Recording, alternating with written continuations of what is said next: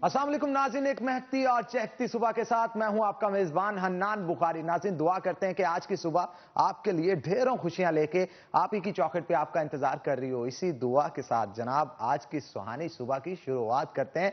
आज के दिन की बात की जाए तो जनाब मौसम इंतहाई सुहाना और रोमांटिक हो चुका है शहर फैसलाबाद का।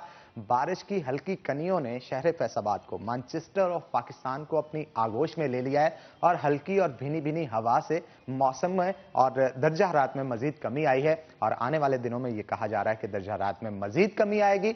आज का मौसम कैसा रहेगा शहर फैसलाबाद का, ये तो हम आपको बताएंगे, लेकिन इसके साथ साथ ये भी देखें कि बहुत सारे घरों में आज चाय, पकौड़े, समोसे जो हैं उसकी तैयारी की जा रही है, क्योंकि सर्द मौसम के अंदर गर्मा गर्म पकौड़े और भाप निकलती हुई चाय जो है अगर आपको मिल जाए तो आपके मौसम का मजा दोबाला हो जाएगा।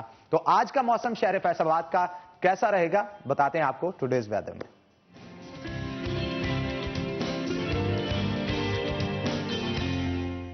शाहिदा परवीन हमारे साथ मौजूद होंगी। शाहिदा, बताइएगा कि आज शहर फैसलाबाद का मौसम कैसा रहेगा। बारिश तो हो रही है हल्की हल्की, साथ में सर्दी की शिद्दत में भी इजाफा हो गया है, और ये बारिश स्मोक के लिए कितनी बेनिफिशियल साबित होगी? जी हनान, फैसलाबाद का मौसम जो है इस वक्त खासा ठंडा और सर्द है और सुबह सवेरे से ही बूंदाबांदी का सिलसिला जो है जारी है और ये दिसंबर की पहली बारिश है जिससे मौसम जो है वो मजीद सर्द हो गया है और दर्जा हरारत है उससे में भी कमी आई है। दर्जा हरारत भी नीचे गिर गया। आज दिन का कम से कम जो दर्जा हरारत है वो 5 डिग्री सेंटीग्रेड रिकॉर्ड किया गया, जबकि ज़्यादा से ज़्यादा 16 तक जाने का इम्कान जाहिर किया गया है। कल दर्जा हरारत जो 60 डिग्री सेंटीग्रेड था, आज 2 पॉइंट कमी के साथ 5 डिग्री सेंटीग्रेड जो है वो रिकॉर्ड किया गया, जबकि हवा में इस वक्त नमी का तनासब 92% तक रिकॉर्ड किया गया। जबकि महकमा मौसमियात के मुताबिक आइंदा 24 घंटों के दौरान मजीद भी बारिश बरसने का इम्कान जो है वो जाहिर किया गया है, जिससे मौसम जो है वो मजीद ठंडा होगा और सर्दी की शिद्दत जो है उसमें इजाफा होगा। जी बहुत शुक्रिया शाहिदा परवीन, आप मौसम का अहवाल शहर फैसलाबाद का बता रहे थे। तो जनाब, जो चाहता है कि बुलेवार्ड मॉल की तरफ से फूड वाउचर्स जीते, उनके लिए आज का सवाल मैं आपके सामने रखता हूं। आज का सवाल है जनाब कि वजीर आला पंजाब का नाम क्या है?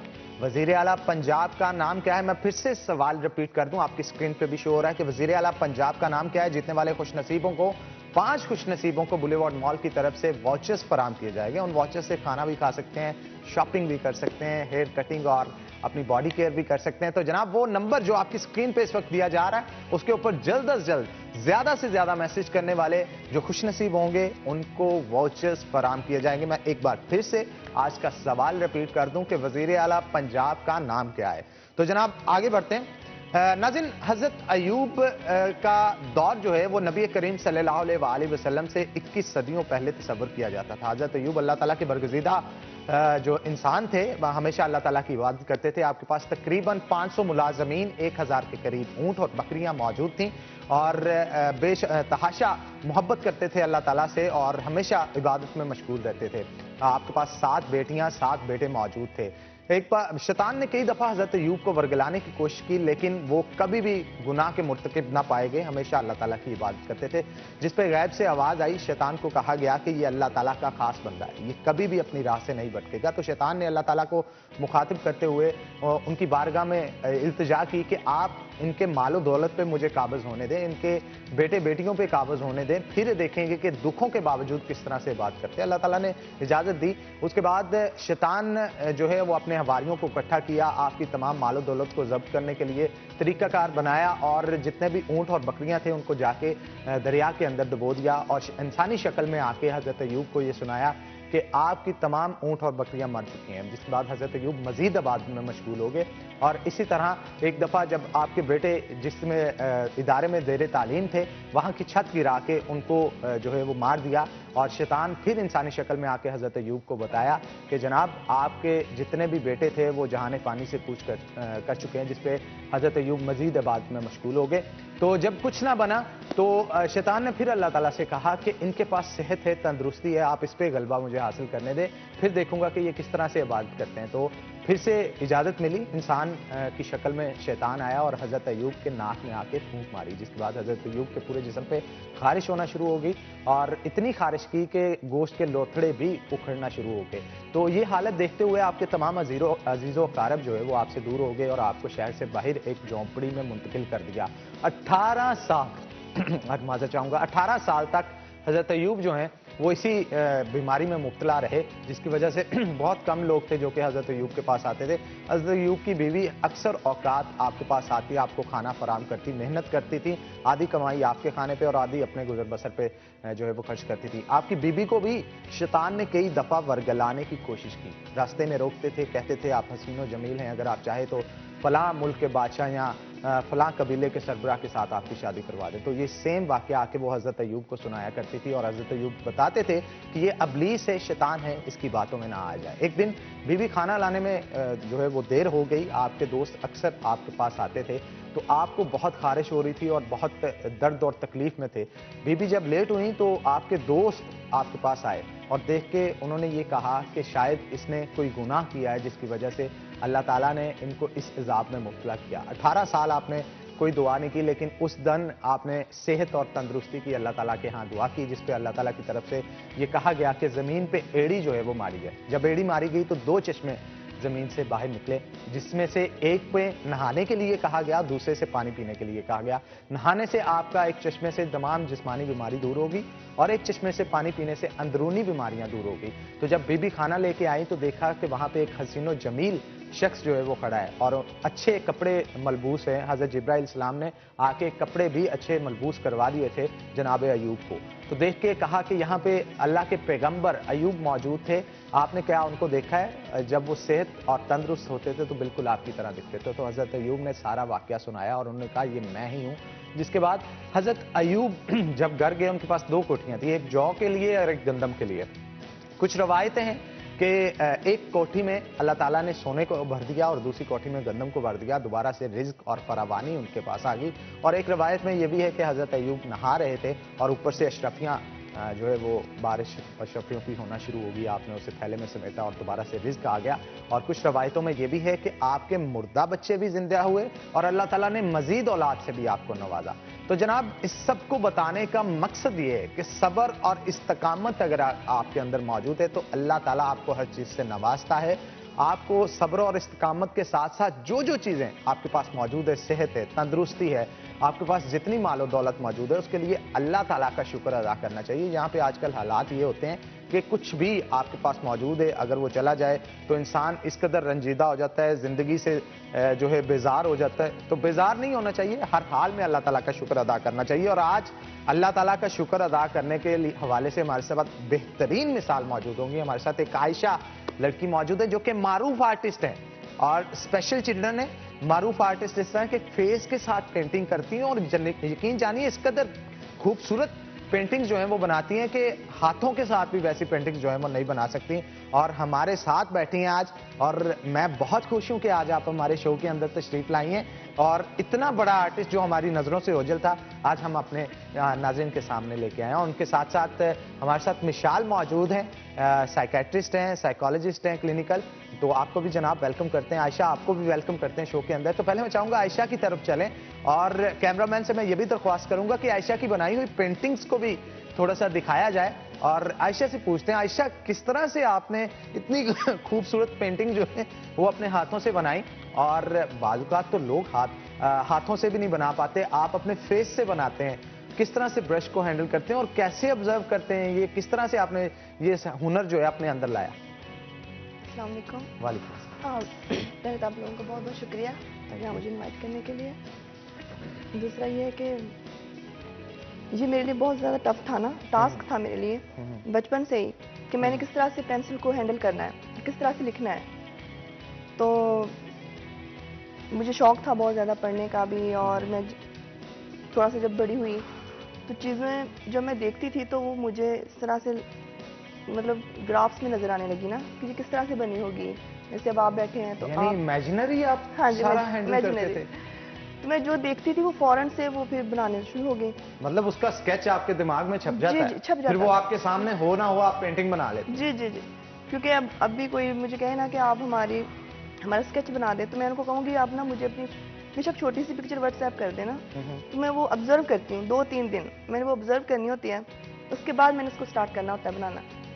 फिर चाहे वो मैं इसको मतलब वो कहीं मिसप्लेस भी हो जाए, कहीं इधर उधर हो जाए ना, तो मुझे नहीं अच्छा, होता। आपकी मेमोरी कितनी शार्प है और आपकी ऑब्जर्वेशन कितनी स्ट्रांग है कि आप उसे देखते हैं और उस नक्शे को ज़हन नशीन कर लेती हैं। उसके बाद फिर उस ब्रश के साथ अच्छा किस तरह से पेंटिंग किस तरह से करती हैं? फेस में ब्रश लेके मैं आप या नेक में पकड़ के भी करती हूँ और माउथ में पकड़ के भी करती हूँ ना। अच्छा मतलब दोनों से। दोनों तरीकों से जी, आप जी। जो है वो स्केच बना लेते हैं और जो स्केच आपकी मैं स्क्रीन पे दिखा रहा हूँ यकीन जानिए वो इंतहाई खूबसूरत हैं जी, और जी। एक सोच है जिसको दर्शा रहे हैं ये और बता रहे हैं कि कितनी खूबसूरती के साथ, कितनी लगन के साथ और कितनी मोहब्बत के साथ इन चीज़ों को तैयार किया गया है। Thank you. और यकीन जानिए ये बहुत बड़ा टैलेंट है जो आपके पास मौजूद है। मैं तो कहूँगा ये अल्लाह ताला का तोहफा है आपको जी, जी। और ये हुनर हर एक में मौजूद नहीं होता जो आपके पास जी। मौजूद है।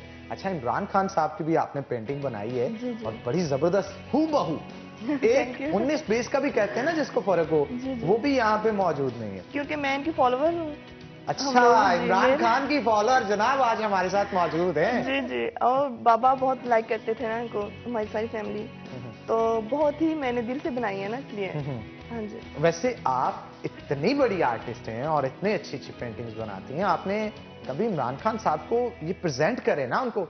मैं इमरान खान साहब से दरख्वास्त करूंगा अगर वो हमें देख रहे हैं इस वक्त तो आपकी जनाब फैन हमारे साथ मौजूद है। अल्लाह ताला ने बहुत बेहतरीन तोहफे से इनको नवाजा है। स्पेशल चिल्ड्रन ने इसके बावजूद अपनी फेस और नेक को इस्तेमाल करते हुए ब्रश को यूज करती हैं और उसके साथ साथ पेंटिंग बनाती हैं। आपकी बड़ी खूबसूरत पेंटिंग इन्होंने यहाँ पे तैयार कर रखी है और मेरे साथ साथ तो इब्रारुल हक की भी पेंटिंग पड़ी है, उनको भी तैयार की है। मुझे लगता है आयशा पीटीआई से बहुत मोहब्बत करती है। जी। अच्छा, इब्रारुल हक फेवरेट सिंगर है आपके या सियासतदान है फेवरेट है?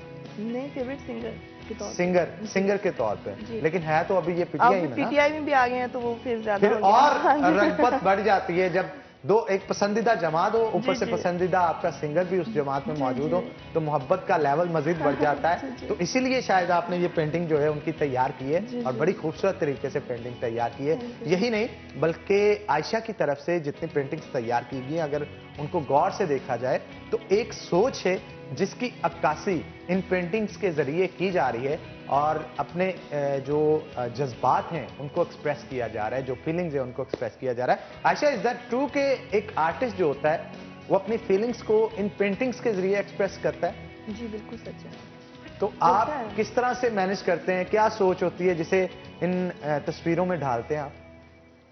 बहुत सारा ऐसा माशी दबाव होता है, बहुत सारी ऐसी चीज़ें होती हैं, रवैये होते हैं जो आप फील करते हैं ना, तो फिर उनको मैं इन पेंटिंग्स के जरिए जो है वो मैं निकालती हूँ ना, एक्सप्रेस करती हूँ। चलें जी, मिशाल भी हमारे साथ मौजूद हैं, उनके साथ भी गुफ्तगू करते हैं। मिशाल, क्या कहेंगी आप, इस इतना बड़ा टैलेंट इनके पास मौजूद है और अपनी माजूरी को किसी चीज के आड़े नहीं आने देती। ये कहते हैं ना कि आपके पास अगर हुनर है तो आपको किसी किस्म का बहाना करने की जरूरत नहीं। अगर आपने कुछ करने की ठान ली है तो आप करते हैं। जहन का इसमें अमल दखल बहुत ज्यादा होता है कि आपका जहन अगर इस चीज से मुतमिन हो चुका है कि जो मैं करने जा रहा हूं या जा रही हूं ये मैं हर हाल करूंगी, किसी चीज को, किसी मुसीबत को, मुश्किल को आड़े नहीं आने दूंगी, तो उसकी बेहतरीन मिसाल आयशा हमारे पास मौजूद है।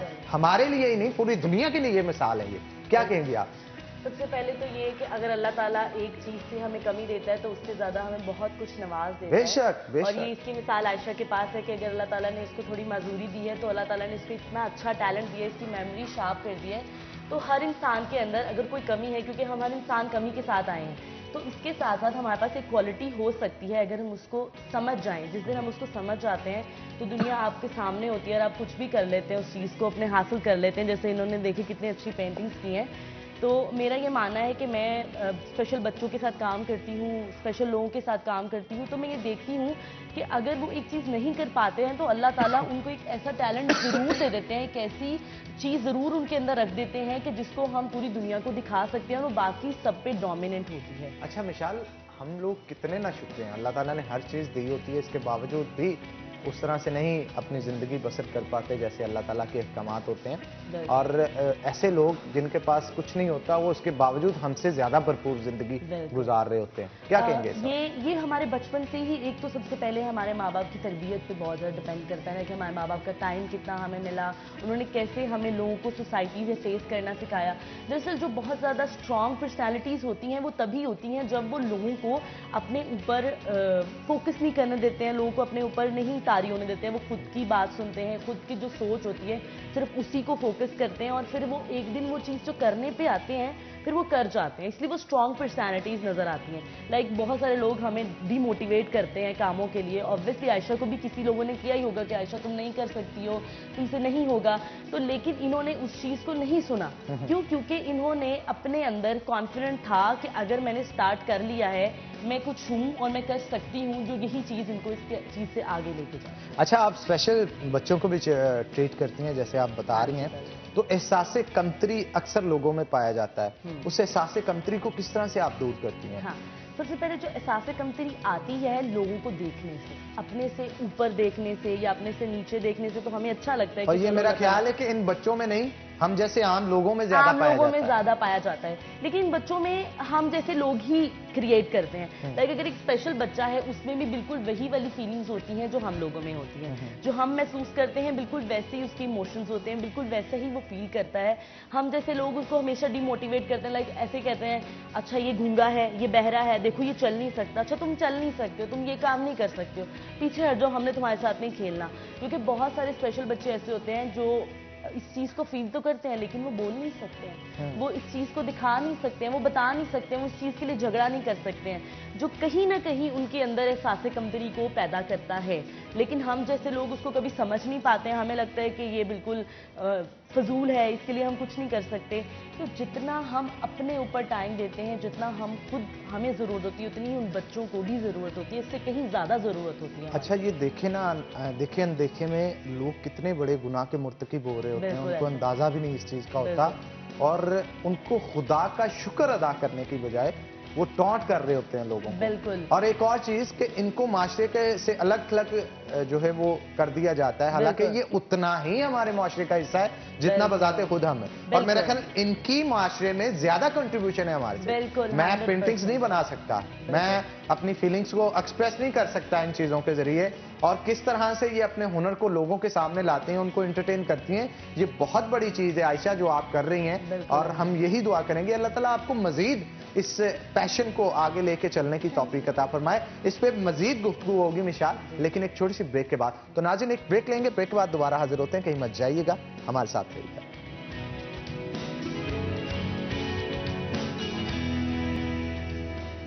वेलकम बैक नाज़रीन, ब्रेक के बाद खुशामदीद। हमारे साथ आयशा मौजूद हैं। आयशा, मैं आपसे रिक्वेस्ट करूंगा कि आज आप कोई ना कोई हमें लाइव पेंटिंग जो है वो बना के दिखाएं, ताकि हमारी ऑडियंस भी देख सके कि आप किस तरह से पेंटिंग जो है बनाती हैं और किस कदर अच्छे हुनर से अल्लाह ताला ने आपको नवाजा है। तो किसकी पेंटिंग बनाएंगी, क्या बनाने जा रही हैं आप? मैं स्केच बनाऊंगी लड़की का ना। ठीक है, हाँ जी। चलें जी, आप स्केच को तैयार करें, लेकिन साथ साथ मैं गुफ्तगू भी करूंगा। शेख रशीद साहब की यहाँ पे पेंटिंग पड़ी है। शेख रशीद भी आपके फेवरेट है? जी, जो पीटीआई में है वो सब फेवरेट है। ये मेरी बात है। यानी अगर कोई भी पीटीआई में जाएगा वो आपका फेवरेट होगा? हाँ जी, क्योंकि पीटीआई के फॉलोअर्स आपको बताया ना है, तो फिर इस तरह से। इमरान खान की फॉलोअर कलर हाँ जी। पेंटिंग मैं देख रहा हूँ कि शेख रशीद की जो है वो कलर पेंटिंग है, जी, तो जी। इसके लिए आपने पेंट्स का इस्तेमाल किया? मोस्टली यूजुअली आपने जो पेंटिंग्स बनाई है जी, जी। उसमें पेंसिल का इस्तेमाल करते हैं, नहीं, lead pencil. Colour pencil medium है यूज किया है ना। ठीक है, ये लेड पेंसिल मीडियम यूज किया है। यानी तो वैसे ये भी मैंने- काम कर लेती हैं आप? जी जी, तो मैंने जनाब- ऑयल पेंट में भी बनाई हुई है, मैंने एक्रेलिक में भी बनाई हुई है, मतलब हर तरह का अच्छा, कैलीग्राफी वैसे भी इस रखी हुई कदर है। ज्यादा हुनर रहे तो आपने कोई एग्जीबिशन नहीं लगाई अब तक आप अपनी?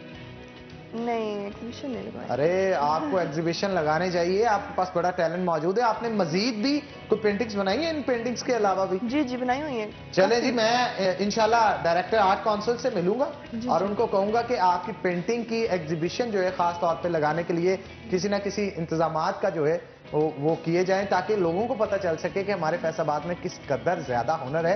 और वहां पे बहुत सारे लोग फिर ऐसे भी आएंगे जो कि आपकी पेंटिंग्स को सराहेंगे, कुछ खरीदने की गर्ज से भी आएंगे। तो मैं चाहता हूं अगर आप मेहनत कर रहे हैं, उस मेहनत के इव्ज आपको अच्छा मुआवजा भी मिले, और मुआवजा नहीं भी मिले तो आपकी पेंटिंग को, आपके काम को सराहने वाले लोग तो मौजूद हों। वो एक आर्टिस्ट होता है ना, उसकी जो पेंटिंग्स होती हैं, उसका जो काम होता है, फनकार का काम होता है, उसको अगर कोई सराहे तो उसका हौसला बुलंद होता जी, है। बिल्कुल। तो हम तो यहाँ पे सराह रहे हैं, मैं चाहता हूँ पूरी दुनिया आपके काम को देखे।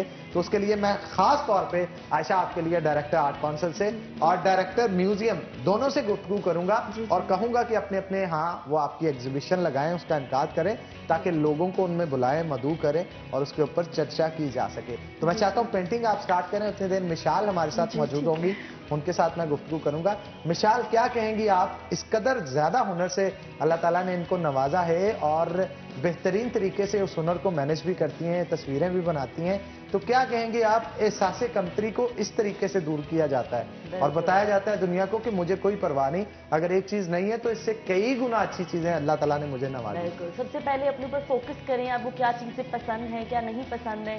नॉर्मल लोगों के लिए भी मैं यही कहूंगी, आप अगर आपके पास स्पेशल बच्चा है आपका, क्योंकि आपके पेरेंट्स हैं, देखो वो बच्चा अपने लिए कुछ नहीं कर सकता, आप पेरेंट्स, आप एज अ सिबलिंग, आप एज अ सोसाइटी के मेंबर्स, आप उनके फोकस कर सकते हैं। आप देख सकते हैं कि उनके अंदर क्या क्वालिटी है, क्या चीजें उसके अंदर ऐसी हैं कि हम उनको इन्हांस करके उनको एक अच्छा चीज की तरफ लेके जा सकते हैं। जैसे मेरे पास एक बच्ची आती है, आयशा उनका नाम है, she is also with intellectual disability.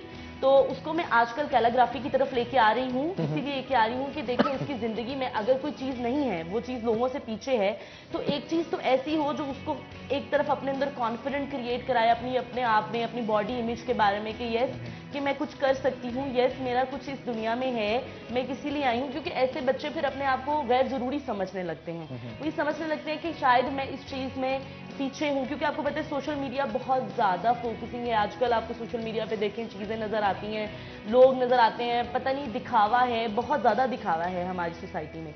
तो ऐसे बच्चे फिर अपने आप को पीछे समझने लगते हैं। बल्कि नॉर्मल बच्चे भी जो आप देख लें, गरीब लोगों के घरों के बच्चे हैं, वो अपने आप को पीछे समझने लगते हैं और फिर वो एक दिन यहाँ तक कि सुसाइडल थॉट्स उनके अंदर आ जाती है, डिप्रेशन आ जाता है। तो हमारी जो सोशल मीडिया का है बहुत ज्यादा इफेक्ट है हमारा। अच्छा, सोशल मीडिया के ऊपर ही गुफ्तगू करते हैं। आजकल कंपेन्स भी सोशल मीडिया के ऊपर शुरू हो गई हैं, जिस तरह पॉलिटिकल कंपेन्स की अगर बात की जाए, मरियम नवाज के हक में लोग वहाँ पे पोस्ट कर रहे होते हैं और कुछ इमरान खान के हक में कर रहे होते हैं और उन पोस्टों के ऊपर आपस में गालम गलोच भी हो जाते हैं। साइबर क्राइम, तो अब साइबर क्राइमिंग बहुत ज़्यादा इसलिए बढ़ गई है कि लोगों की जो थॉट्स हैं वो बहुत नेगेटिव हो चुकी हैं।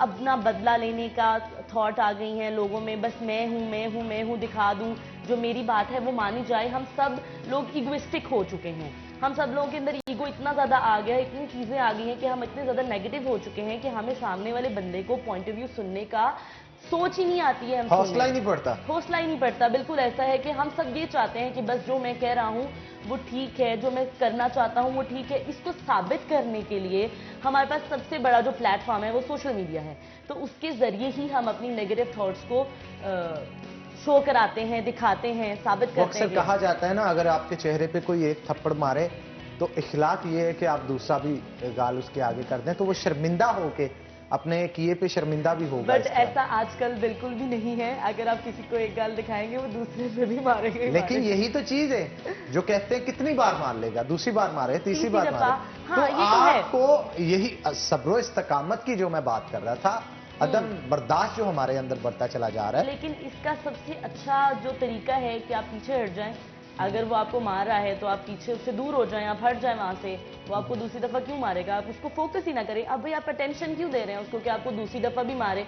आप पहली दफा अगर आपको उसने मारा भी है तो आप साइड पे हट जाएं, चले जाएं वहां से। ले जी, आयशा जाहिद साहब हैं, डिप्टी डायरेक्टर हैं इस वक्त आर्ट काउंसिल के और डायरेक्टर हैं म्यूजियम के। अभी मुझे लाइव प्रोग्राम के दौरान नाज़रीन उनका टेक्स्ट आया है और उन्होंने कहा है कि मैं आयशा को जरूर अकोमोडेट करूंगा और उनका कहना है कि बच्ची की डिटेल्स दें, आप उनके पेरेंट्स को कहें कि मुझसे आके मिलें, तो मैं खास तौर पे उनकी जो है वहां पे एग्जीबिशन लगवाऊंगा। ये अभी अभी उनका टेक्स्ट आया है। और आयशा, ये बहुत बड़ी अचीवमेंट है आपके लिए और मैं शुक्रगुजार हूं, बल्कि जाहिद साहब आपका, आप वक्तन फवक्तन हमारे शहर के जो टैलेंट है उसको उभार के सामने लाने की कोशिश करते हैं। तो आयशा की एग्जीबिशन, इनके पेरेंट्स यहाँ पे मौजूद भी हैं, तो मैं आपसे दरख्वास्त करूंगा जाहिद साहब जो कि डायरेक्टर हैं म्यूजियम के और डिप्टी डायरेक्टर हैं आर्ट काउंसिल के, उन्हें जाके आप लाजमी मिलिएगा, इनका काम दिखाएं, वो खास तौर पे आपके लिए एग्जीबिशन का इख्तिमाम करेंगे। तो ये हमारे मुआशरा है जनाब कि हमारा माशरा टैलेंट को जाया नहीं होने देता, बिल्कुल ऐसा उसकी कदर कम करता है, लेकिन ज्यादा करवाने के लिए उस पर फोकस करवाना, तवज्जो दिलवाना बिल्कुल। हमारा काम है और वो हम बखूबी कर रहे हैं। आयशा जैसा टैलेंट हम वक्तन फवक्तन ढूंढ के अपने शो के अंदर लाते हैं और लोगों को दिखाते हैं ताकि पता चल सके कि हमारे यहाँ कितने होनहार बच्चे हैं जो मौजूद हैं। जहाँ बुरे लोग हैं वहाँ अच्छे लोग भी तो हैं, जरूरी नहीं है कि सारे लोग बुरे ही होते हैं, बहुत सारे अच्छे लोग भी होते हैं जो अप्रिसिएट करते हैं जैसे बच्चों को, जैसे बच्चों को सुनते हैं। बहुत सारी जगह हैं जो बच्चों के लिए काम करती है, उनकी डिसेबिलिटी के ऊपर उनको नुकता नहीं करने देती है, उनको पीछे नहीं हटने देती है। जैसे बहुत सारे जगह मैं जुनून फाउंडेशन के साथ 1.5 साल तक काम किया है, मैंने अभी उनको जो है वो लेफ्ट किया है।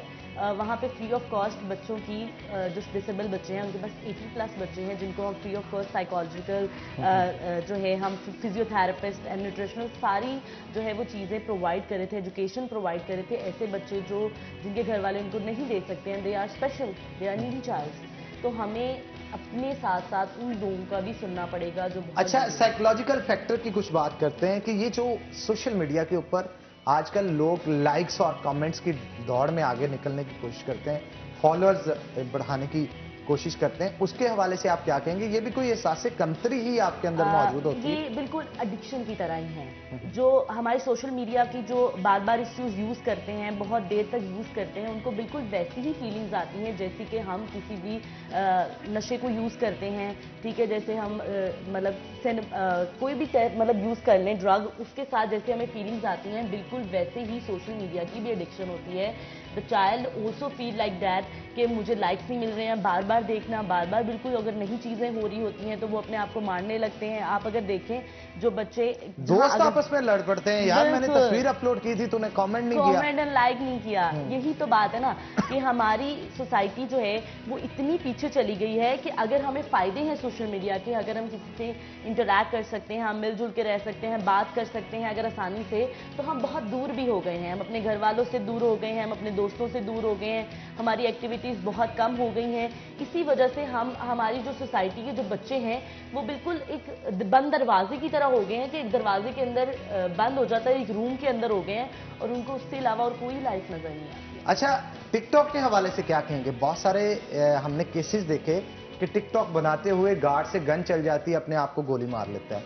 बहुत सारे हमने देखे टिकटॉक बनाते हुए नॉर्दर्न एरियाज में गए हैं और दरिया में गिर के जाँ बाग हो जाते हैं। तो इस तरह के मामला के ऊपर आप क्या कहेंगे?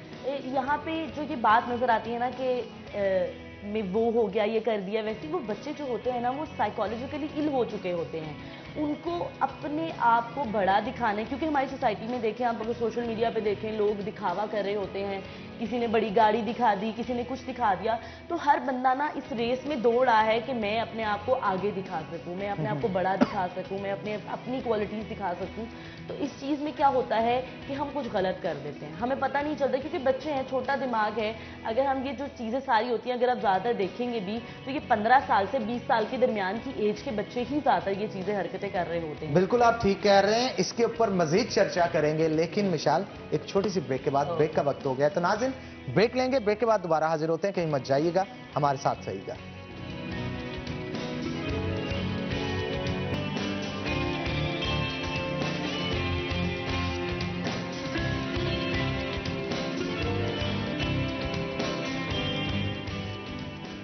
वेलकम बैक नाज़रीन, ब्रेक के बाद खुशामदीद। जैसा कि हमने कहा था कि जाहिद साहब जो हैं उन्होंने ऐलान किया है, जो कि डायरेक्टर म्यूजियम है, कि आयशा की एग्जीबिशन खास तौर पे उसका एहतमाम करेंगे। तो जाहिद साहब हमारे साथ कॉल पे हैं, उनसे गुफ्तगू करते हैं और आपको भी सुनवाते हैं कि जाहिद साहब का क्या कहना है। अस्सलाम वालेकुम जाहिद साहब। वालेकुम अस्सलाम। हनान कैसे हैं आप? अल्हम्दुलिल्लाह। जाहिद साहब, मेरे साथ आयशा मौजूद हैं जो कि पेंटिंग बनाती हैं, स्पेशल चिल्ड्रन है और बहुत ही खूबसूरत, जैसा कि हमने आपको स्क्रीन पे भी दिखाया कि उन्होंने बहुत बेहतरीन पेंटिंग्स बनाई। लेकिन इशू ये था कि आज तक एग्जीबिशन ही नहीं लगाई, इन्होंने अपना हुनर लोगों को नहीं दिखाया। तो आप क्या कहेंगे इस हवाले से? देखिए, ये तो जो बच्चे हैं इनको मैं तो स्पेशल चिल्ड्रन नहीं कहूँगा, इनको तो मैं प्रेशियस चिल्ड्रन कहूँगा। तो माशाल्लाह। काम अभी मैं इत्तेफाक से देख रहा था और जो स्पेशल टैलेंट, ये बड़ी खुशी होगी कि आगे हमारे पास आए, जिनका हम एग्जीबिशन कराएंगे और ये इंकरेजमेंट होगी बाकी हमारे बच्चों के लिए, जिनको मैं ये दिखाना, देखिए आयशा ये कर रही है तो आप भी फॉलो करें। तो ये इंस्पिरेशन बच्चों को इनवाइट करूंगा और आयशा के काम को सराहेंगे, आयशा के काम को देखेंगे और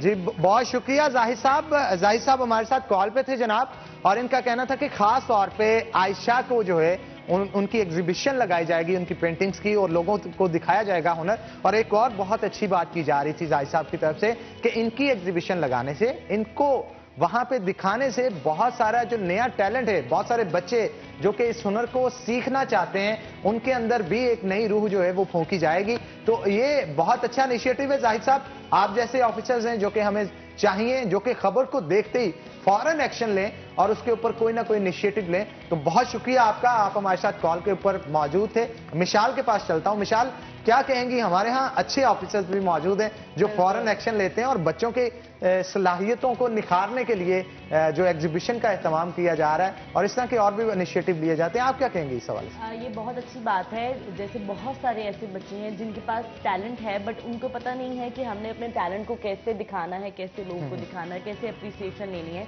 तो ऐसे ही बहुत सारे अच्छे लोग हैं जो इन चीज़ों को अप्रिशिएट करते हैं और उनकी हेल्प करते हैं, उनको आगे बढ़ने में मदद देते हैं। और ऐसे लोगों को आते रहना चाहिए ताकि ऐसे लोगों की हेल्प भी होती है और ऐसे लोग और मोटिवेट होते हैं, और इस तरह के बहुत सारे लोग जो नहीं दिखा पा रहे हैं वो भी मोटिवेट होंगे और इंशाल्लाह वो भी कुछ कर सकते हैं। अच्छा नाजरीन को मैं यहाँ पे एक बात मिसाल बताना चाहता हूँ, वो ये कि आयशा की तरफ से मैं उस वक्त का ऑब्जर्व कर रहा हूँ, पिछले 10-15 मिनट से ये लगी हैं और इन्होंने इतनी एक्यूरेसी से ये पिक्चर्स तैयार कर रही हैं कि एक दफा भी रेजर का यूज नहीं किया।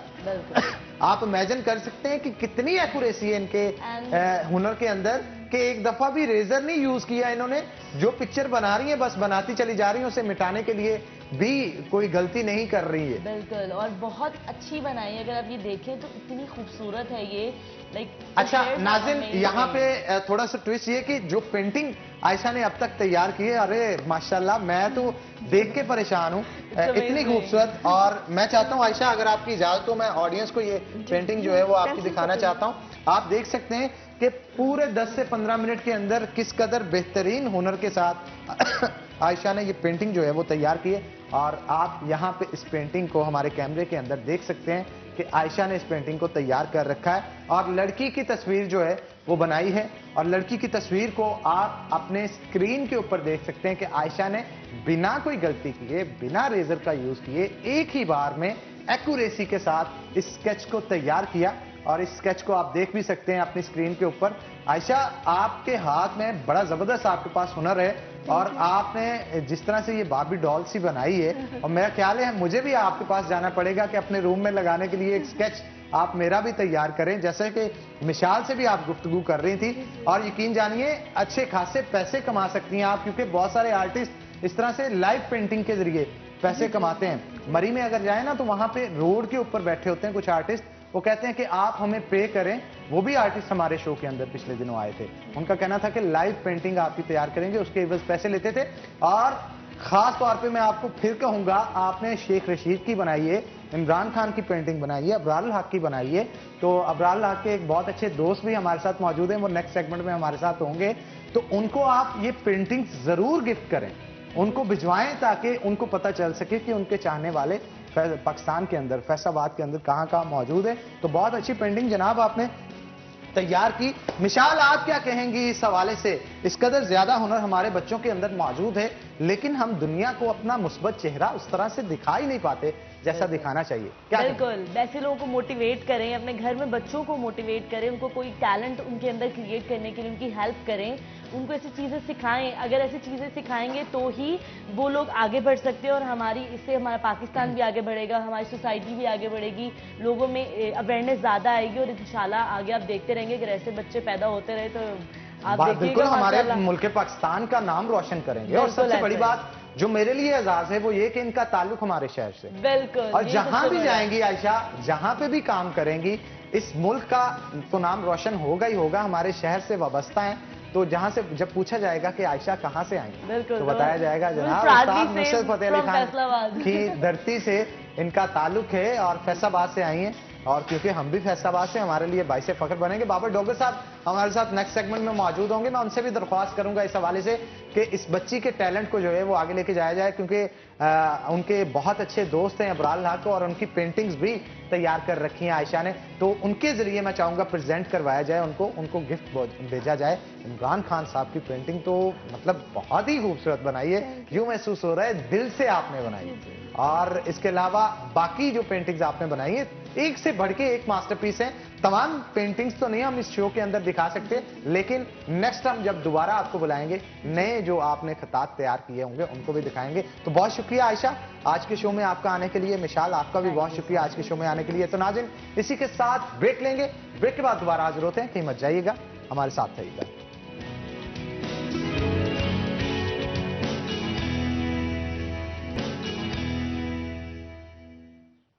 वेलकम बैक नाज़रीन, ब्रेक के बाद खुशामदीद। अगर आप चाहते हैं कि आपकी पर्सनैलिटी बेहतरीन हो तो उसके लिए आपकी ड्रेसिंग और हेयर स्टाइल बेहतरीन होना जरूरी है। मेरी ड्रेसिंग जो है वो डेन स्टीवन बाय साबजिस, जबकि hair style prime hair club की तरफ से बनाया गया। अगर आप चाहते हैं अपनी हेयर केयर करें तो उसके लिए आपको प्राइम हेयर क्लब जाना होगा। हमारा फेवरेट सेगमेंट किचन स्टार्ट हो चुका है। चलते हैं किचन में और देखते हैं कि आज शेफ किंजा हमें क्या बना के खिला रही हैं। अस्सलाम वालेकुम शेफ। अस्सलाम वालेकुम सर, अस्सलाम वालेकुम एवरीवन। कैसे हैं शेफ आप? ठीक ठाक हैं, फिट फाट हैं? अल्हम्दुलिल्लाह। आपका ठीक होना बहुत जरूरी है। आप ठीक होंगी तो अच्छी अच्छी रेसिपीज बना के हमें खिलाएंगी। और आज रेसिपी के अंदर मुझे कुछ सॉसेजेस जो नजर आ रही हैं, यूं महसूस होता है कुछ चाइनीज बनने जा रहा है। Is that true? जी सर। क्या बना रहे हैं? Chicken shashlik with fried rice. Chicken shashlik जनाब बनाया जाएगा। और फ्राइड राइस चाइनीज डिशेस के अंदर जो है चिकन शाशलिक को खासी अहमियत हासिल है, और लोग हमारे जो कल्चर है, हमारे यहाँ के लोग हैं इसको पसंद भी काफी करते हैं। क्या कहेंगे आप? बहुत ज्यादा पसंद करते हैं। और आपकी ये गालबन चाइना किचन की रेसिपी है जो आज आप हमें ट्राई करवाना चाह रहे हैं, तो कितनी रिस्पांस आता है, लोग कितना पसंद करते हैं? क्योंकि कस्टमर्स तो आपके पास आते रहते हैं और ऑन डिमांड किंजा जो है इस चीज को ऑब्जर्व कर रही होती हैं कि कस्टमर्स की डिमांड ज्यादा किस चीज में है, ताकि हम वही डिशेस बना के बताएं और ऑडियंस घर पे उसे बना के खा सके और टेस्ट भी बिल्कुल रेस्टोरेंट जैसा हो। तो शेफ मैं चाहता हूं आप रेसिपी आज की बताएं। अच्छा, रेसिपी हमारी chicken shashlik with fried rice है। चिकन मेरे पास है तकरीबन 500 ग्राम्स। मैंने उसको क्यूब्स में कट कर लिया है। ठीक है, क्यूब्स में कट करना है, फिर पहले इसको मैरिनेट करके हमें रखना है। मैरिनेशन के लिए मुझे क्या क्या चाहिए, इसमें मेरे पास कॉर्नफ्लावर है 2 टेबलस्पून। मैं इसमें कॉर्नफ्लावर डालूंगी। 1 teaspoon black pepper, 1 teaspoon white paper, थोड़ी सी सोया सॉस डालूंगी, 1 tablespoon soya sauce. Red sauce डालूंगी मैं इसमें 1 टेबलस्पून। सिरका मैं इसमें डालूंगी 1 टेबलस्पून, और सॉल्ट टू टेस्ट डाल के इसको मैरिनेट करके रख दूंगी थोड़ी देर। फिर इसका सॉस बनेगा जो कि रेड सॉस है। उसके लिए मैं सबसे पहले ऑयल लूंगी, गोल्डन कुकिंग ऑयल। उसमें मैं गार्लिक फ्राई करके। ऑयल कितना होगा? तकरीबन 2 से 3 टेबलस्पून। ठीक है। उसमें मैं गार्लिक फ्राई करूंगी, हल्का सा गोल्डन ब्राउन हो जाएगा। फिर उसमें मैं जो चिकन मैरिनेट किया है वो डाल के उसको अच्छे से गोल्डन करूंगी। गोल्डन करने के बाद मैं इसमें डालूंगी 1 कप मेरे पास टोमेटो केचप है, 1/2 कप मेरे पास चिली गार्लिक सॉस है। अगर आपके पास ब्लांच करके टोमेटो सर ऐड करें तो वो बहुत बेहतरीन है। टोमेटोज ले लें, उसको बॉईल करें, कट लगा के उसको बॉईल करके ब्लांच कर लें उसे। उसको ग्राइंड करके फिर आप सॉस में ऐड करके उसको अच्छी तरह पकाएं। लेकिन आपको टमाटर तब डालने हैं चिकन से पहले, उसको पका लेना है, देन उसमें चिकन ऐड होगा। अच्छा, और फ्राइड राइस की रेसिपी जो है वो भी हमें बताएं ताकि पता चल सके कि राइस इसके साथ कैसे तैयार करने। मेरे पास 500 ग्राम जो राइस हैं, उसमें सबसे पहले मैंने लास्ट टाइम भी पहले भी बताया है फ्राइड राइस, लेकिन इसमें मैं थोड़ी वेजिटेबल्स ऐड करूंगी। सबसे पहले मैंने जो है ऑयल में ना एग को अच्छे से फ्राई करना है। थोड़ा सा कलर डालें, एग में अच्छा कलर आता है फ्राइड राइस में। उसको ऐड करके मैं कैरेट ऐड करूंगी। कैरेट क्योंकि थोड़ा टाइम लेती है पकने में, तो उसको मैं थोड़ा हल्का सा सौते करती रहूंगी उसके साथ। देन मैं उसमें राइस ऐड करूंगी। फिर राइस ऐड करके तेज आंच पे, क्योंकि चाइनीज जो है वो तेज आंच पे बनाया जाता है, उसमें मैं राइस डाल के फिर मेरे पास स्प्रिंग अनियन है बिल्कुल बारीक कटे हुए, वो ऐड करूंगी। स्पाइसेस थोड़े से ऐड करूंगी, ब्लैक पेपर ऐड करूंगी, वाइट पेपर, सॉल्ट और थोड़ा सा चिकन पाउडर ऐड करके उसको अच्छे से तेज आंच पे मैं उसको जो है वो सौते करूंगी और फिर प्रेजेंट कर दूंगी। अच्छा, मुझे ये बताएं कि आज ये सारी चीजें बनेगी किसमें, गोल्डन कुकिंग ऑयल में या गोल्डन घी में? गोल्डन कुकिंग ऑयल में जनाब गोल्डन कुकिंग ऑयल में इसे तैयार किया जाएगा। गोल्डन कुकिंग ऑयल बनाने वालों का कहना है कि इसके अंदर हफ्जाने सेहत के असूलों के ऐन मुताबिक कुदरती अज्जा का इस्तेमाल किया जाता है और डबल ऑटोमेटिक प्लांट पे डबल रिफाइन तरीके से इसे तैयार किया जाता है, जिसका मकसद ये होता है कि आपके खानों की लज्जत को दोबाला किया जा सके। इसके अंदर विटामिन का ब्लेंड भी मौजूद है, जिसके अंदर विटामिन ए, ई और डी मौजूद है। विटामिन ए आपके विजन को, विटामिन ई आपकी ओवरऑल हेल्थ को और विटामिन डी आपकी कैल्शियम अब्जॉर्प्शन को स्ट्रॉन्ग करता है। अगर आप चाहते हैं कि आपके खानों की लज्जत बेहतरीन हो तो उसके लिए बाजार में जाके सबसे पहले आपको गोल्डन कुकिंग ऑयल की डिमांड करनी चाहिए। तो मैं चाहता हूं आप रेसिपी को स्टार्ट करें और one by one step perform करके लोगों को बताएं कि किस तरह से आज हम ये डिश जो है वो तैयार करने जा रहे हैं। अच्छा सर, इसमें मैं वेजिटेबल जो ऐड करूंगी आप मुझे पास कर दें। जरूर जरूर, आपकी हेल्प के लिए, आपकी मदद के लिए हम यहाँ पे किंजा मौजूद हैं और पूरा मैं आपकी हेल्प करता हूँ खाने बनाने में, ये आपको तस्लीम करना पड़ेगा। और आप मुझे जूनियर मास्टर शेफ कह सकते हैं, तो मैं भी क्योंकि मैं तब कहूंगी जब आप मुझे कुछ बना के खिलाएंगे। हाँ हाँ जरूर, लेकिन मैं बना तो दूंगा लेकिन आप वो खाएंगी नहीं, क्योंकि अभी मेरे हाथ में जायका उस तरह से आ नहीं पाया जैसे आपके हाथ में। आप सैंडविच इतना अच्छा बनाया था तो आप जाहिर है अब ये तो तंज कर रहे हो किंजा आप, लेकिन मैं चाहता हूं कि आप साथ साथ रेसिपी बताएं और ये भी बताएं कि ये तेज आंच पे चाइनीज डिशेस क्यों बनती है। ये कॉन्सेप्ट ही उनका तेज आंच पे बनाने का होता है। कॉन्सेप्ट के पीछे कोई ना कोई वजह होगी ना किंजा। चाइनीजों की वजह है, चाइनीज से पूछा जाएगा तो फिर मैं आपको हाँ, मतलब मोस्टली ये होता है कि तेज आंच पे बनाने पे उनके खानों के अंदर जो टेस्ट आता है वो दूसरों के अंदर, हाँ वो डिपेंड करता है। अगर ज्यादातर जो होती है वो कुक चीजें ज्यादातर सौते की जाती है तेज आंच पे, अनकुक को जरा पहले पका के देन वो फ्लेवर ही उससे आता है। बिल्कुल आप ठीक कह रहे हैं, चाइनीज फ्लेवर उसी से आता है। मैं चाहता हूं आप रेसिपी को स्टार्ट करें और मैं अपनी सीट पे जाऊंगा। जाने से पहले आपको आज का सवाल फिर से रिपीट करूं कि वजीर आला पंजाब का जनाब नाम क्या है। जितने भी खुश नसीब होंगे जो ज्यादा से ज्यादा टेक्स्ट करेंगे हमारे उस नंबर पे जो कि आपकी स्क्रीन पे दिया जा रहा है, तो आपको बुलेवार्ड मॉल की तरफ से वाउचर्स फराम किए जाएंगे। किंजा आप स्टार्ट करें, उतनी देर हमारे जो आज के गेस्ट मौजूद हैं उनकी तरफ चलता हूं, उनका तारुफ आपको करवाता चलूं। हमारे साथ आज बाबर डोगर मौजूद हैं जो कि सीनियर वाइस चेयरमैन हैं यूथ पार्लियामेंट के, और उनके साथ साथ हमारे साथ आजाद कासरू मौजूद हैं जो कि सीनियर पॉलिटिशियन हैं और पाकिस्तान तहरीक इंसाफ के रहनुमा हैं। आप दोनों को वेलकम करते हैं शो के अंदर। पहले मैं चाहूंगा आजाद कासरू की तरफ चलें। जनाब जी, बड़ा मार्का आपकी तरफ से मारा गया, इमरान खान को आखिर फैसलाबाद ले ही आए और स्टेट सेक्रेटरी भी आप वहां पे थे, खूब धूम मची आपकी उस बात की, आपकी पार्टी के अंदर भी और दूसरी पार्टीज के अंदर भी। क्या तरीकाकार था उसके पीछे और रूहे रवा उस दिन के आपकी फैमिली ही थी, आपके जो भाई हैं ख्याल कासरू और आप थे आजाद कासरू, दोनों की जान से स्टेज को संभाला गया। कैसा विजिट रहा? प्राइम मिनिस्टर खुश थे? ये जी बहुत ज़्यादा मतलब वेल अवेटेड किस्म का ये ट्रिप था और खान साहब आना चाह रहे थे फैसलाबाद और फैसलाबाद ने खान साहब को बहुत बड़ा मैंडेट भी दिया और पहली बार तहरीक इंसाफ इस तरह से जीती है इस शहर में। तो सिंपल था इस लिहाज से कि वो ख्याल ने खान साहब को जाके रिक्वेस्ट की कि फैसलाबाद आपका मुंतज़र है और जो ये रेवोल्यूशन आई हुई है, जो बिजनेस एक्टिविटी जनरेट की है आपकी पॉलिसीज़ ने और जिस तरह का ये इस वक्त बिजनेस का माहौल बना हुआ है, वो बिजनेसमैन आपको थैंक यू भी बोलना चाह रहे हैं और फैसलाबाद आप आएँ, ये आपका ही शहर है क्योंकि बेइंतहा मैंडेट मिला है आपको।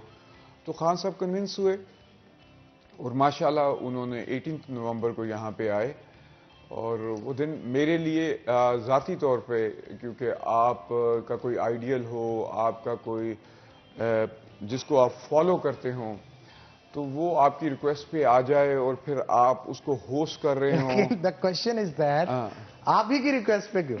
बाकी एमपी एमएनएस भी तो हैं। नहीं, ये बस आप कह लें कि इट्स अ लक, आप कह लें कि सबने ट्राई की होगी, ये नहीं कि किसी ने नहीं कहा, सारे के सारे फैसलाबाद। अच्छा, ये वैसे दबे लफ्जों में आप बड़ी बात बता रहे हैं कि ट्राई सबने किया लेकिन आए आपके कहने में। बस वो आपको पता है कि अल्लाह ताला जिसको चाहे जिसकी बात नवाज दे, जिसकी बात मानी जानी हो, वो टाइम की बात होती है। शायद वो अच्छा टाइम था जब वो ख्याल ने उनसे बात की और उन्होंने उसको कहा कि ठीक है ये टाइम अच्छा है, मुझे जाना चाहिए, फैसलाबाद के लोगों को मिलना चाहिए और उनको उनकी मज़ीद जो कि प्रॉब्लम्स हैं बिजनेस रिलेटेड और ट्रेड रिलेटेड और इंफ्रास्ट्रक्चर डेवलपमेंट रिलेटेड, मुझे उनसे जाके बातें करनी चाहिए। तो वो खान साहब आए, अल्हम्दुलिल्लाह बहुत अच्छा फंक्शन था। फैसलाबाद की सारी बिजनेस कम्युनिटी वहाँ पे इकट्ठी थी, फैसलाबाद के सारे पॉलिटिशियंस वहाँ पे इकट्ठे थे, सारे पार्लियामेंटेरियंस, मिनिस्टर्स, सब के सब वहाँ पे थे और बड़ी अच्छी इंटरेक्शन रही।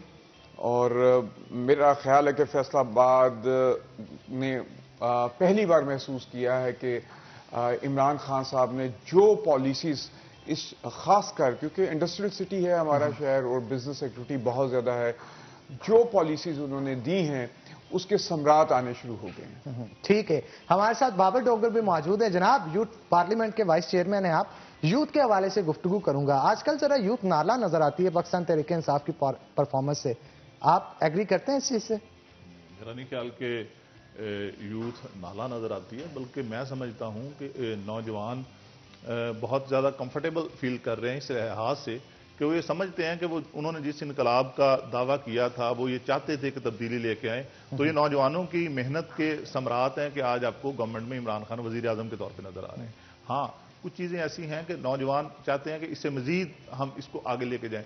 पहला हमारी जो यूथ थी पाकिस्तान की, पहला उसका टारगेट था कि इमरान खान साहब को प्राइम मिनिस्टर बनाएं ताकि पाकिस्तान को एक ऐसा लीडर मिल सके जिसको दुनिया में ईमानदारी के नाम से और कॉन्फिडेंट लेवल उसका इस तरह हो कि वो किसी भी दुनिया के आलमी रहनुमाओं के साथ मिलकर पाकिस्तान का मौक़िफ़ अच्छे तरीके से बयान कर सके। वो टारगेट अचीव हो गया। अब दूसरा टारगेट पाकिस्तान के नौजवानों का ये है कि उन्होंने जो उम्मीदें इमरान खान से वाबस्ता की हैं वो इमरान खान के साथ मिलकर पाकिस्तान को तरक्की की उन मनाजिल की तरफ लेके जाएं कि वो अपनी जो नौजवानों की उम्मीदें हैं उन पर पूरा उतर सकें। आने वाले दिनों में ये अचीवमेंट्स पूरी होती नजर आती हैं आपको?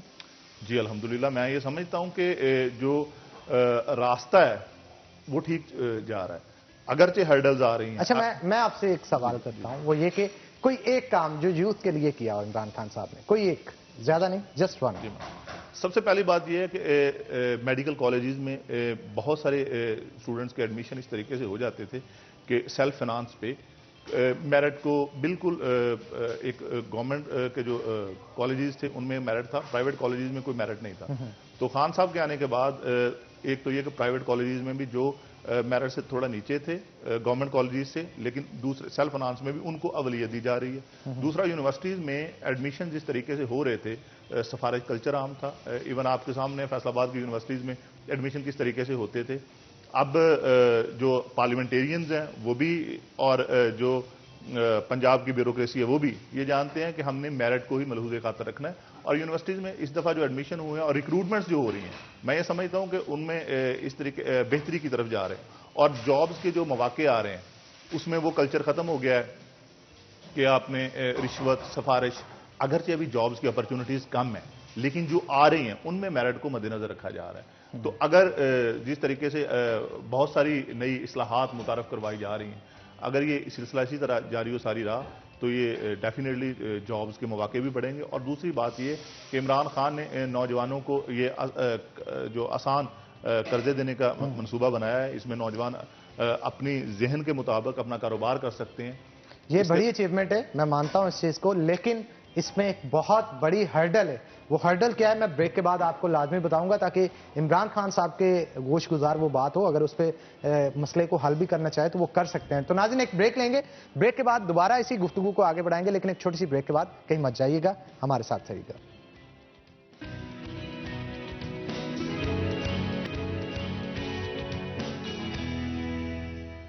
वेलकम बैक नाज़रीन। ब्रेक पे जाने से पहले बाबर डोगर हमारे साथ मौजूद थे और उनका कहना था कि यूथ को कर्जे जो फराम किए जा रहे हैं ये बड़ी अचीवमेंट है इमरान खान साहब की, लेकिन उसके ऊपर मेरा सवाल ये है कि अब तक कितने नौजवानों को कर्जे वो मिल चुके हैं, क्योंकि बहुत सारे नौजवान इस चीज़ का कह रहे हैं कि जब वो बैंकों के पास जाते हैं तो गवर्नमेंट की शराइत की बजाय अपनी जो लोन स्कीम्स हैं उनको तरजीहात देते हैं। और इसी तरह SME sector, small medium enterprises जो हैं, उनका भी यही कहना है, अरबों डॉलर अरबों रुपए उनके लिए रखे गए हैं कि वो कर्जे फराम स्टेट बैंक से ले सकते हैं, लेकिन लेने प्राइवेट बैंक्स के थ्रू होते हैं, उनकी भी एप्लीकेशन मौसूल नहीं की जा रही। अब ये बहुत बड़ा मसला है जो कि फेस करना पड़ा है, रकम भी पड़ी है, मुख्तस भी कर दी गई है, स्टेट बैंक के पास भी मौजूद है, लेकिन प्राइवेट बैंक्स की वजह से उसको लेना और उसको यूटिलाइज करना एक बड़ा टास्क बन चुका है। आप क्या कहेंगे इस सवाल? जी, इसमें कोई शक की बात नहीं है कि जब भी कोई इस तरह का पॉजिटिव काम शुरू किया जाता है तो उसमें हर्डल्स आती हैं। डेफिनेटली इसमें भी हर्डल्स आ रही हैं। ये पाकिस्तान में पहली दफ़ा हो रहा है नौजवानों के लिए।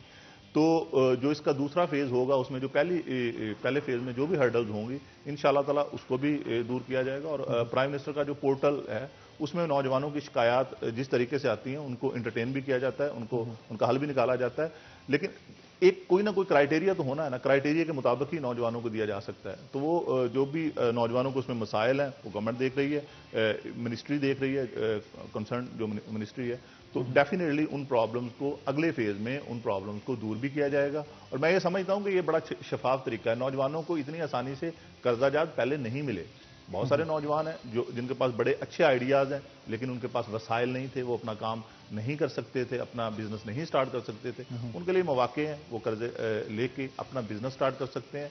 और ये मैं समझता हूँ कि जो टेक्निकल एबिलिटी रखते हैं वो उन नौजवानों के लिए बहुत बड़ी नेमत है, वो इससे फ़ायदा उठा। बिल्कुल, अगर कोई इससे इस्तिफादा हासिल करता है तो वो सिर्फ और सिर्फ एक बंदा नहीं होगा जो उससे मुस्तफीद होगा, उसके खानदान के कई लोग होंगे, एक नया रोजगार, नया बिजनेस उसको उससे मिल जाएगा और एक बड़ा बूम आएगा हमारी मईशत के अंदर अगर ये मामलात हो जाते हैं। तो हम उम्मीद करते हैं जितने भी मसाइल हैं आने वाले दिनों को उनको भी हल किया जाए। आज़ाद कासरू साहब हमारे साथ मौजूद हैं।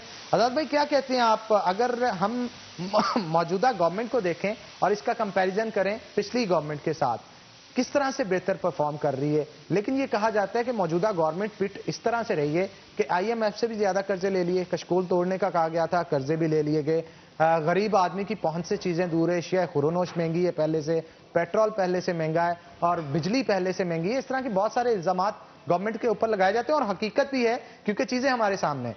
आप क्या समझते हैं, आने वाले दिनों में गवर्नमेंट बेहतर परफॉर्म कर सकती है? बिल्कुल सही बात है कि ये क्वेश्चन जो आपने किया ये आज का क्वेश्चन है कि ये इन्फ्लेशन, महंगाई और उसके बाद कंपैरिजन हमने करना है कि पिछली गवर्नमेंट्स क्या करती रही और ये गवर्नमेंट क्या करती।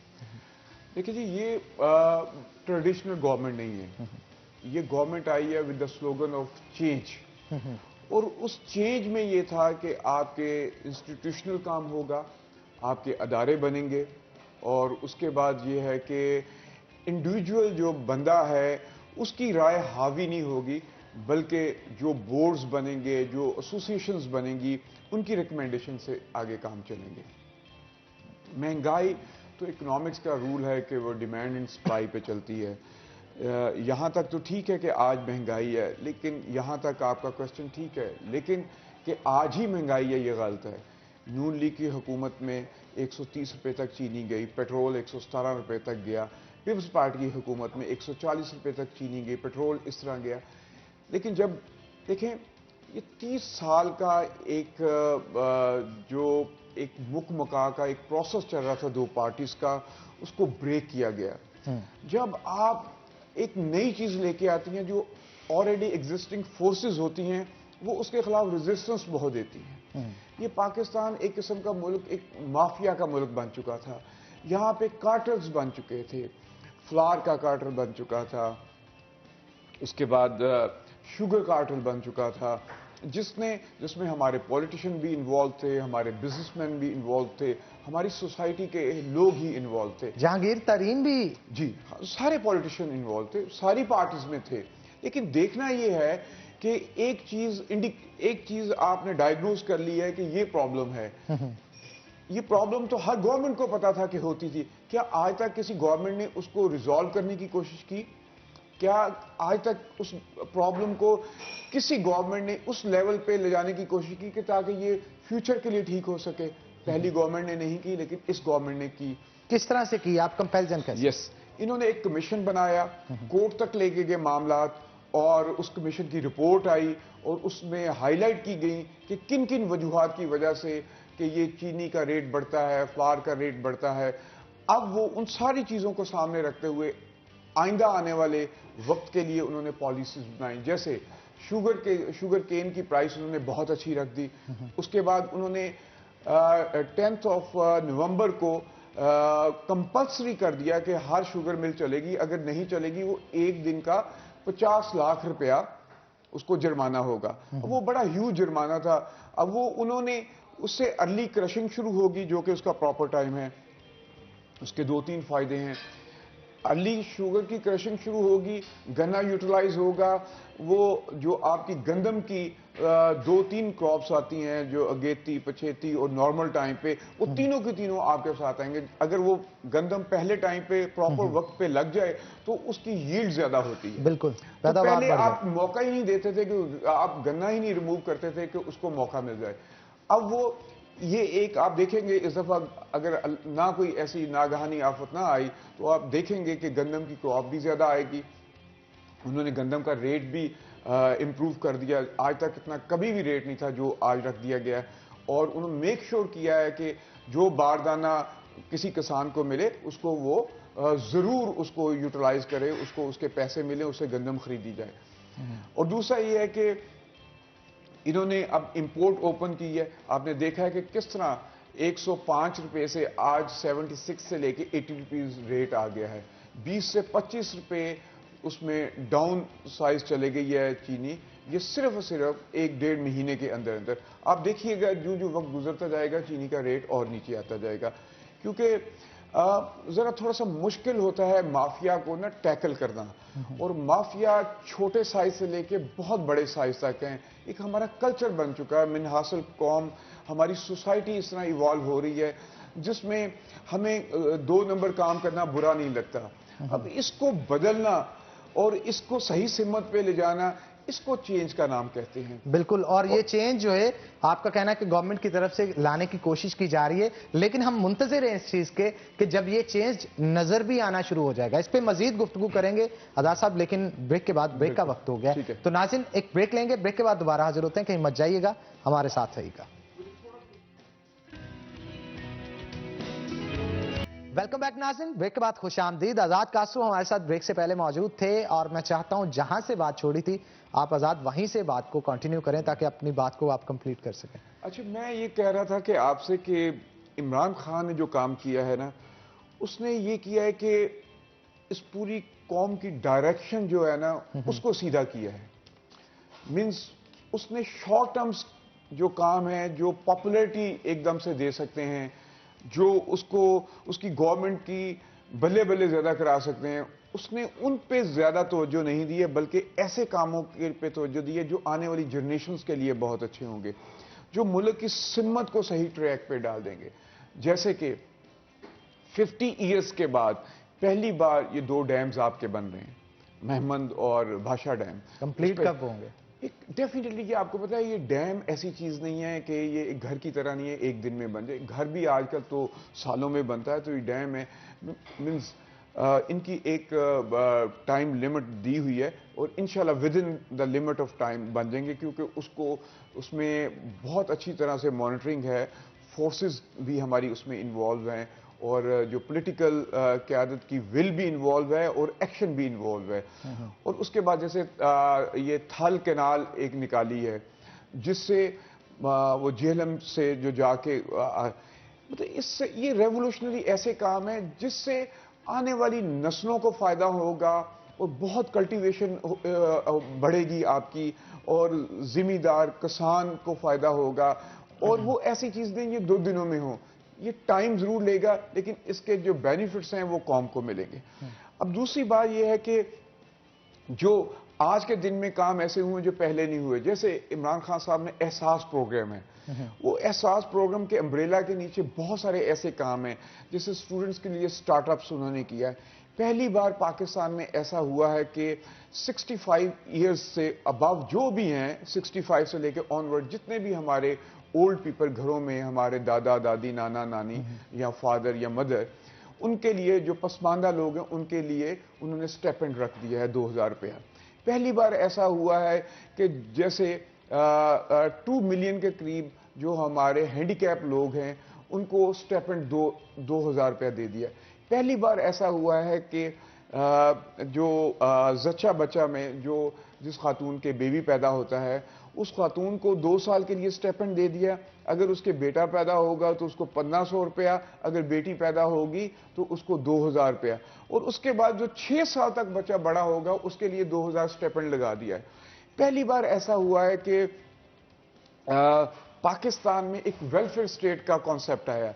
मैं समझता हूं अगर मुझसे पूछा जाए कि कौन सा एक काम है जो इमरान खान ने ऐसा किया जो पहले किसी गवर्नमेंट ने किया, जो आने वाले वक्त में सबसे बड़ा काम कंसिडर होगा, वो मेरे नज़दीक, मेरी सोच के मुताबिक वो हेल्थ कार्ड है। हेल्थ कार्ड इतनी बड़ी चीज़ है कि जिसका प्यारा घर में बीमार होता है और उसके पास पैसे नहीं होते, किसी को हार्ट अटैक आ गया, किसी को लिवर सिरोसिस हो गया, या कोई ऐसी बीमारी होगी जिसमें लाखों रुपए है, ये हेल्थ कार्ड एक ऐसी चीज़ होगी कि वो किसी भी प्राइवेट हॉस्पिटल से जाके अपने प्यारों का इलाज मुआवजा कर सकता है। आप ठीक कह रहे हैं। और मुझे लगता है इमरान खान को आप जैसे स्पीकर्स कुछ चाहिए होंगे जो कि उनकी गवर्नमेंट के काम को पोर्ट्रे कर सके।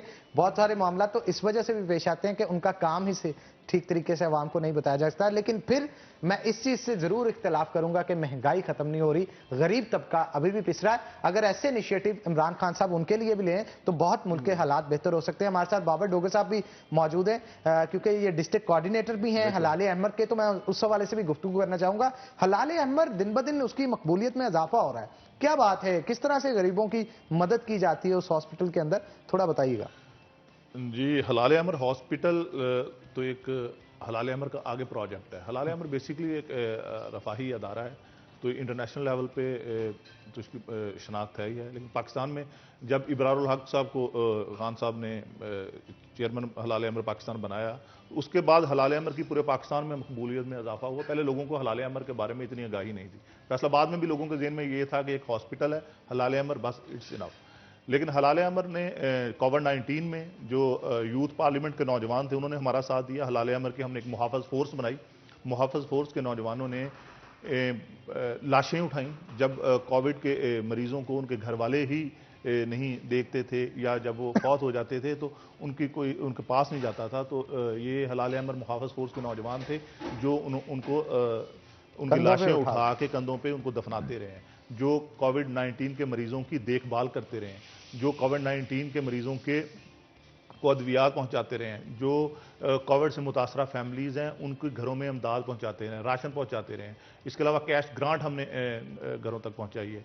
तो मैं समझता हूं कि अल्हम्दुलिल्लाह हलाल अमर पाकिस्तान की वो ये टीम जो मुहाफ़िज़ फोर्स है, इसने पूरे पाकिस्तान में कोविड-19 में सबसे जो एक्टिव नौजवान नज़र आए हैं वो मुहाफ़िज़ फोर्स के नौजवान ही थे। तो आपको फैसलाबाद में भी इसकी एक्टिविटीज़ नज़र आती रही होंगी। तो ये घर घर पहुंचे हैं, इन्होंने घरों में जाके हर एरिया में जाके ऐसे लोगों की शनाख्त की है, कौन से लोग हैं जो घर में बैठे हैं, जिनके पास राशन नहीं है, जिनके पास खाने के लिए कुछ नहीं है, और लोगों को घरों में खाना भी पहुंचाया, राशन भी पहुंचाया, कैश ग्रांट भी दिए। तो अच्छा बाबर साहब क्या कहेंगे, कैरियर काउंसलिंग की बहुत फुकदान है हमारे माशरे के अंदर, और बच्चों की कैरियर काउंसलिंग ना होने की वजह से तालीम कुछ हासिल करते हैं, प्रोफेशन कोई और ज्वाइन करते हैं, आप क्या कहेंगे इस हवाले से? मैं आपके साथ पिछली बात के साथ इसको जोड़ूंगा इस तरीके से कि ये यूथ पार्लियामेंट ऑफ पाकिस्तान के नौजवान थे जो कोविड-19 से पहले आपको यूनिवर्सिटीज़ में, कॉलेजेस में कैरियर काउंसलिंग पे सेमिनार करते भी नज़र आ रहे थे। हम वर्कशॉप्स भी करवाते रहे हैं, कल्चरल शो भी इवन करवाते रहे हैं। और जब मुल्क को एक मुश्किल दरपेश हुई तो इन्हीं नौजवानों ने अपना क्राइटेरिया चेंज किया और मुसीबत की उस घड़ी में फोर्स बन के सामने खड़े हो गए। तो कैरियर काउंसलिंग की बात की है, यूनिवर्सिटीज़ में, कॉलेजेस में हमने हर डिपार्टमेंट के रिलेटेड, जिस तरीके से बहुत कुछ लोग तो ऐसे टैलेंटेड हैं जो बायोकेमिस्ट्री के स्टूडेंट हैं और मैस कॉम में के शोबे में काम कर रहे हैं, सहाफ़ी बड़े बने हुए हैं। तो इस तरह के जो वर्सटाइल नौजवान है वो तो डेफिनेटली हर मराद मुझसे तो नहीं, बिल्कुल मैं आप का सब्जेक्ट और है, लेकिन जाने माने एक एंकर हैं, बहुत अच्छे साथी हैं। तो मैं ये समझता हूँ इस तरह के नौजवान तो वर्सटाइल हैं, लेकिन कुछ ऐसे नौजवान जिनमें फर्ज करें किसी शोबे का टैलेंट है, तो यूथ पार्लियामेंट के नौजवान हैं, उस टॉपिक पे हम लीडरशिप पे हम लोग करवा चुके हैं। अच्छा, फैशन के ऊपर आपने बड़ा काम किया है, आपने कुछ मॉडल्स ऐसे प्रोड्यूस किए हैं जिनको मैं पर्सनली भी जानता हूं, अभी वो लाहौर के अंदर अच्छे प्लेटफॉर्म्स पे बड़ा काम कर रही हैं और अच्छी हैंडसम अमाउंट में अर्निंग भी कर रही हैं, और फैशन इंडस्ट्री में उन्होंने अपना नाम भी बनाया। मैं अभी नाम नहीं लूंगा यहाँ पे, लेकिन अच्छा काम कर रही हैं। वो आपके किए गए फैशन शो से उन्होंने अपना जो स्टार्ट किया था और अभी पूरे पाकिस्तान के अंदर शूट्स कर रही हैं, एक नहीं कई मॉडल्स हैं और लड़के भी उसके अंदर शामिल है। क्या कहेंगे आप, ऐसे इनिशिएटिव्स आगे भी लेते रहेंगे? यूथ पार्लियामेंट पाकिस्तान के प्लेटफॉर्म से आपको बेशुमार ऐसे प्लेयर्स नजर आएंगे जिनको हमने मौके दिए और आज वो पाकिस्तान की टीम का हिस्सा भी हैं। स्पोर्ट्स के अंदर भी आप वाइब्रेंट होने जा रहे हैं। स्पोर्ट्स के अंदर लीडरशिप के हमारे यूथ पार्लियामेंट के वो नौजवान इस टाइम असेंबली में बैठे हुए हैं हमारे यूथ पार्लियामेंट के नौजवान इस टाइम ब्यूरोक्रेसी में मौजूद है, फैसलाबाद की ब्यूरोक्रेसी में भी मौजूद है। यूथ पार्लियामेंट के नौजवान हमें बहुत पाए के एक्टर, एंकर पर्सन बने नजर आ रहे हैं और अल्हम्दुलिल्लाह आपको ये नजर आता रहेगा। ये तो यूथ पार्लियामेंट एक ऐसी नर्सरी है जिससे हम नौजवानों को वो मौके देते हैं कि वो अपने आप को, अपनी सलाहियतों को मनवा सकते हैं। अभी आप एक बच्ची पिक्चर बना रही थी, तो ये भी यूथ पार्लियामेंट के ही उस शो से उभर कर सामने आई थी। और उसने आपकी भी तस्वीर बता रही थी आयशा कि आपकी भी तस्वीर उन्होंने बनाई थी। और ऐसा टैलेंट सामने लाने के लिए आप टैलेंट हंटिंग करते किस तरह से, ये भी बताएं जरा। हम लोग यूनिवर्सिटीज कॉलेजेस में हमारी अच्छा यूथ पार्लियामेंट ऑफ पाकिस्तान एक वाहद इस यूथ नौजवानों की और स्टूडेंट्स की तंजीम है जिसका हर यूनिवर्सिटी में, हर कॉलेज में मौजूद है प्लेटफॉर्म। तो हम यूनिवर्सिटीज कॉलेजेस में ये कैंप लगाते हैं, यूनिवर्सिटीज कॉलेजेस से ये टैलेंट को परखते हैं, फिर उसको हम फैसलाबाद की सतह पर लेके आते हैं।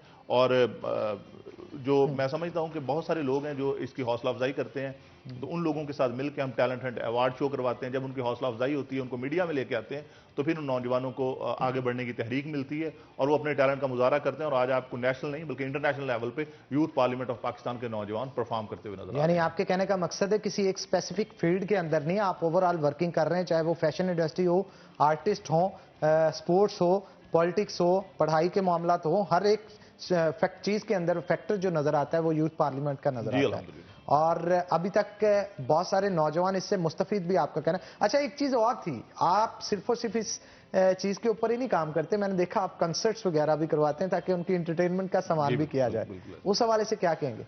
अच्छा, अगर एक चीज की तरफ तवज्जो दी जाती रहे तो नौजवानों का ध्यान डाइवर्ट नहीं हो जाता है। तो हमने एंटरटेनमेंट के मौके भी दिए हैं। यूथ पार्लियामेंट पाकिस्तान की तरफ से हमने कल्चरल शोज करवाए हैं, कॉन्सर्ट्स करवाए हैं, अपने कल्चर को जिंदा रखने के लिए। कल्चर को जिंदा रखा और हमने कोशिश की है कि पंजाब के कल्चर को खासतौर पर और पाकिस्तान के कल्चर को प्रमोट किया जाए। और आपको एक और बात बताऊं कि यूथ पार्लियामेंट ऑफ पाकिस्तान की तरफ से हमने यूके में और अमेरिका में भी अपने नौजवान भेजे हैं जिन्होंने पाकिस्तान का कल्चर उधर प्रमोट किया है और उनको बताया है पाकिस्तान का सॉफ्ट इमेज उधर उन्होंने उजागर किया। और उस सॉफ्ट इमेज से उधर की यूथ हमारे पाकिस्तान आना चाह रही थी और वो पाकिस्तान आए। इस्लामाबाद में पिछले दिनों हमने उनको होस्ट किया है। तो इस तरीके से हमने पाकिस्तान का सॉफ्ट इमेज पूरी दुनिया में, ये तो जनाब एक बहुत बेहतरीन चीज़ है कि आप अपने कल्चर को प्रमोट कर रहे हैं और बहुत सारे लोग फैसिनेट होके आपके मुल्क में आना चाह रहे हैं, इस कल्चर को देखना चाह रहे हैं। तो जनाब आज की डिश हमारी तैयार हो चुकी है और बड़ी ज़बरदस्त तरीके से शेफ किंजा ने इसे प्रेजेंट किया है। और आज के विनर्स के नाम भी मैं अनाउंस करता चलूँ आपको कि हमारे वज़ीर आला पंजाब का नाम क्या है, उस्मान बुज़दार जनाब उनका नाम है। और जिन्होंने ठीक जवाब दिया है उनके नाम मैं आपको मेंशन करता चलूँ। हमारे साथ इमरान अली, शब्बीर अहमद, फैजान हाशमी, नौरीन अख्तर, फातिमा। मैं फिर से नाम रिपीट कर रहा हूं, इमरान अली, शब्बीर अहमद, फैजान हाशमी, नौरीन अख्तर और फातिमा। ये वो 5 खुशनसीब हैं जिन्होंने बुलेवार्ड मॉल की तरफ से जो वाउचर्स हैं वो जीते हैं। तो आप सिटी 41 के ऑफिस आके यहाँ से वाउचर्स जो हैं वो कलेक्ट कर सकते हैं। तो बहुत शुक्रिया बाबर डोगर साहब आज के शो में आने के लिए। आज़ाद कासू साहब आपका भी बहुत शुक्रिया और बड़ी ही आपसे इंटेलेक्चुअल गुफ्तगू जो है वो रही। तो बहुत शुक्रिया वंस अगेन आप दोनों का शो में आने के लिए। तो इसी के साथ नाज़रीन आज के प्रोग्राम से अपने मेज़बान हन्नान बुखारी को दीजिए इजाज़त। इंशाल्लाह कल होगी आपसे मुलाकात, तब तक के लिए अल्लाह हाफिज़।